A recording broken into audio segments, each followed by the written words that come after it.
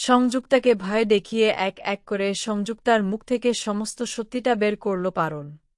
আমরা এমনটাই দেখতে পারব আজকের পর্বে, চলুন বিস্তারিত জেনে নেই। ধারাবাহিকের শুরুতে দেখা যায় পারুল রায়ানদের বডি দেখে হা হয়ে যায়, এমনকি চোখে অন্ধকার নেমে আসে। রাজান বলে, কি রে, হা হয়ে গেছিস নাকি? প্রথমবার এমন দেখেছিস বলেই এমন হয়েছে। বাসের বডি দেখে অনেক মেয়েরই এমন অবস্থা হয়। হয়তো পারুল সেটা কোনোভাবেই স্বীকার করতে চাইছে না। রায়ান মজা করে বলে, তুই বল না যে তুই আমার রূপে একেবারে মোহিত হয়ে গেছিস। অপরদিকে সে এসে একেবারে স্তব্ধ হয়ে যায়। বলে, শুনেছিস কি বলছে? আমি ভাবতেই পারিনি যে পারুল একটা এগিয়ে যাবে।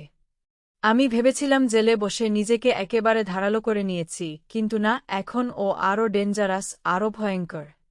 এই মেয়ে কি করতে পারে বা কি না করতে পারে সেটা বলা যায় না। মা এটা শুনে ভয় পেয়ে যায়। বলে, না না, এই মেয়ের আশেপাশে থাকা যাবে না। এখন আমি কিছুদিনের জন্য ওর কাছ থেকে সরে থাকব। এই মুহূর্তে ওকে কোনোভাবেই ফেস করব না। একটা দিনের জন্য ছুটি নেব। 3 দিনের জন্য কোথাও চলে যাব। মাথা ঠিকমতো কাজ করছে না। সে বলে, হ্যাঁ, সেটাই ভালো হবে। আপনি 3 দিনের জন্য ছুটি নিয়ে কোনো শান্ত জায়গায় ঘুরে আসুন। কথাটা শুনেই সে আরও ভয় পেয়ে যায়। কারণ পাওলি আগে যা করেছিল সেটা মনে পড়ে যায়। সে বলে, না না, তুমি পাগল হয়েছ নাকি? আমি কোনোভাবেই শান্ত পরিবেশে কোথাও যাব না। তার চেয়ে 3 দিন বাড়িতেই থাকব। দরজা বন্ধ করে ঘরের ভেতরেই থাকব। দরকার হলে সিকিউরিটি বাড়াব। সে বলে, আমি 3 দিন বাড়ি থেকে কোথাও বেরোব না। দরজা জানলা সব বন্ধ করে থাকব। তখন বলা হয়, ঠিক আছে ম্যাডাম, আপনি বাড়িতে গিয়ে দরজা জানলা বন্ধ করে থাকবেন, একদম খুলবেন না। কিন্তু সে বলে, না না, আমি এখনই বাড়ি যাচ্ছি। এই বলে সে বেরিয়ে যায়। বোঝাই যায় পারুলকে নিয়ে সে ভীষণ ভয়ে আছে। অপরদিকে দাদুরা পারুলকে বলে, যাক বাবা, এবার সবকিছু একটু শান্ত হল। অপরাধীরা ধরা পড়েছে, তোদের উপর থেকে কেসের সব চাপ উঠে গেছে। তখন পারুল বলে, হ্যাঁ দাদু, সব বিপদ কেটে গেছে। তবে এখনও একটা কাজ বাকি আছে। দাদু জিজ্ঞেস করে, কি বাকি আছে? পারুল বলে, মেঘনাদ ও বদ্রি পার্কের ব্যাপারটা।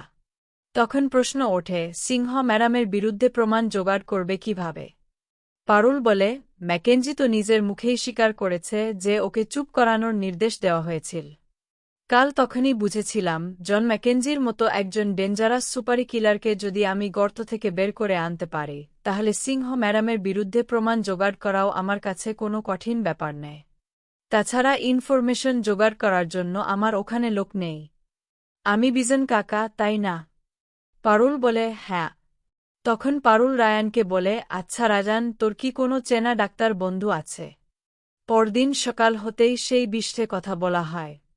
এসএস মনে মনে থ্যাংক গড বলে, কারণ পারুল তো পুলিশের সামনে কোনো প্রমাণ করতে পারেনি। সংযুক্তা বলে, ম্যাম, সেটা কোনোদিনও পারবে না, আপনি একেবারে নিশ্চিন্তে থাকুন। আর ম্যাম, কিলারের সঙ্গে আপনার তো ডাইরেক্ট কোনো লিঙ্ক নেই, তাহলে ও কি প্রমাণ করবে? ঠিক তখনই সেখানে পুলিশ এসে পৌঁছায়।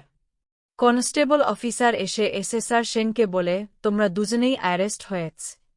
এসএস এটা শুনে হেসে ওঠে এবং বলে, আমরা বছরে কি করেছি, আমরা তো কিছুই করিনি। তখন পারুল সামনে এসে বলে, তোমরা এখানে এসেছ কিসের জন্য জানো? এরপর পারুল সব সত্যি খুলে বলে যে, তোমরা লাইফ সাপোর্টের সঙ্গে বিশ্বাসঘাতকতা করেছ, তারপর আমাকে খুন করতে চেয়েছ, আমাকে ফাঁসাতে চেয়েছ, এই সব কিছুর পিছনেই এই দুজন মাস্টারমাইন্ড। অফিসার তখন বলে, এদেরকে নিয়ে যান। তারা বলতে থাকে, না না অফিসার, আমরা কিছু করিনি, কিন্তু তবুও টানতে টানতে ধরে নিয়ে যাওয়া হয়। এরপর দৃশ্য বদলে দেখা যায়, এসএস চিৎকার করে উঠে বসে। দেখে সে নিজের ঘরেই আছে, বিছানায় শুয়েছিল, আসলে সবটাই স্বপ্ন। সে বলে, এই পারুল আমাকে শান্তিতে ঘুমোতেই দেবে না। থ্যাংক গড, আমি কোথাও না গিয়ে বাড়িতেই আছি। কি ভয়ানক স্বপ্ন! এই বলে এসএস বেডে বসে পড়ে। তখনই একজন ঘোমটা মাথায় দিয়ে সামনে এসে হারবালটি এনে দেয়।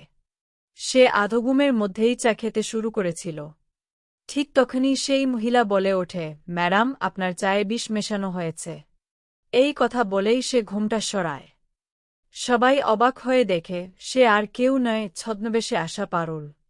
এসএস আতঙ্কিত হয়ে বলে ওঠে, পারুল, তুমি এখানে কিভাবে এলে? আমার বাড়িতে ঢুকলে কি করে? পারুল শান্ত গলায় বলে, আপনি তো বলেছিলেন পারুল চক্রবর্তী জঙ্গলে বড় হয়েছে। আমার কাছে এসব কোনো ব্যাপার নয়। আপনি বলুন কি চাই? এসএস উত্তেজিত হয়ে বলে, কি চাই? তুমি পাগল নাকি? পারুল বলে, যা চাওয়া ছিল তা হয়ে গেছে ম্যাডাম। এই চায়ের সঙ্গে আপনার শরীরে বিষ ঢুকে গেছে। এসব শুনে এসএস আঁতকে ওঠে। সে বলে, তোমার কি মাথা খারাপ হয়েছে? তুমি সত্যিই চায়ে বিষ মিশিয়েছ? তুমি আমাকে মারতে চাইছ? পারুল ঠান্ডা গলায় বলে, হ্যাঁ ম্যাডাম, আপনি তো আমাকেই খুন করতে চেয়েছিলেন। মানুষ খুনের ষড়যন্ত্র, কোম্পানির বিরুদ্ধে চক্রান্ত, এই সব পাপের শাস্তি আপনাকে পেতেই হবে। এসএস তখনও নিজেকে সামলে নিয়ে বলে, আমি জানি তুমি আমাকে ভয় দেখাচ্ছ। তুমি যদি সত্যিই আমাকে মারতে চাইতে তাহলে সেদিনই মারতে পারতে। এসব তোমার সাজানো নাটক। কিন্তু কথা বলতে বলতেই এসএসের মাথা ঘুরতে থাকে, বমি ভাব আসে। সে বুঝতে পারে সত্যিই শরীর খারাপ হচ্ছে। কাপা গলায় সে বলে, তুমি আমাকে মেরে ফেলতে চাও? আমি উকিল ডাক। কিন্তু শক্তি না থাকায় সে পারুলকে ধরতেও পারে না। মাটিতে বসে পড়ে হাত জোট করে বলে, আমি জানি তুমি কাউকে মারতে পারো না। প্লিজ এমন করো না। পারুল বলে, এখন আপনাকে বাঁচাতে পারবে শুধু এটা। হাতে থাকা অ্যান্টিডোট দেখিয়ে সে বলে, 5 মিনিটের মধ্যে যদি আপনাকে অ্যান্টিডোট না দেওয়া হয় আপনি বাঁচবেন না। শরীর পড়ে গেলে আর কিছু করার থাকবে না। বাঁচতে চাইলে স্বীকার করুন আমার বিরুদ্ধে যত ষড়যন্ত্র হয়েছে সবকিছুর পিছনে আপনার হাত ছিল। এসএস কাঁপতে কাঁপতে বলে, পারুল প্লিজ আমাকে ছেড়ে দাও। পারুল কঠোর গলায় বলে, আগে স্বীকার করুন। না হলে আপনি নিজেই বুঝতে পারবেন আপনার অবস্থা কতটা খারাপ হতে চলেছে। শ্বাসকষ্ট হচ্ছে, শরীর দুর্বল হয়ে যাচ্ছে, সবই তো বুঝতে পারছেন। শেষ পর্যন্ত এসএস ভেঙে পড়ে বলে, ঠিক আছে আমি সব বলবো। কিন্তু আগে অ্যান্টিডোট দাও। পারুল বলে, না, আগে স্বীকারোক্তি তারপর ওষুধ। এই বলে পারুল সঙ্গে সঙ্গে ভিডিও ক্যামেরা অন করে। এসএস কাঁদতে কাঁদতে বলে, এই সব কিছুর পিছনে আমি, শিরিনা আর অনিক, আমরা তিনজনই জড়িত। ফেয়ারনেস ক্রিমের ক্যাম্পেনে তুমি যখন সফল হয়েছিলে তখন আমার ভীষণ রাগ হয়েছিল। সেই কারণেই আমি এনওয়াই কোম্পানিতে ফোন করে পুরো প্ল্যানটা করেছিলাম। কিন্তু বিশ্বাস করুন আমি ম্যাকেঞ্জিকে আপনাকে মারার জন্য কিছুই বলিনি। আমি ম্যাকেঞ্জিকে চিনতামই না, ওরাই বলেছে। তাহলে 50 লক্ষ টাকার কথা কে বলল, আর সেই টাকা আমাদের অ্যাকাউন্টে কিভাবে ঢুকল? এসএস তখন স্বীকার করে বলে, তুমি যখন বেঁচে উঠেছিলে তখন আমি আবার আরেকটা প্ল্যান করি। আমি ইচ্ছে করেই ওদের বলি তোমাদের অ্যাকাউন্টে 50 লক্ষ টাকা রোগীদের নামে পাঠাতে, যাতে বাইরে থেকে দেখে মনে হয় তোমরাও এনওয়াই কোম্পানির সঙ্গে হাত মিলিয়ে আমাদের কোম্পানিকে সাপোর্ট করছো। এই প্ল্যানটা সফল হলে আমি খুব সহজেই তোমাদের অফিস থেকে বার করে দিতে পারতাম।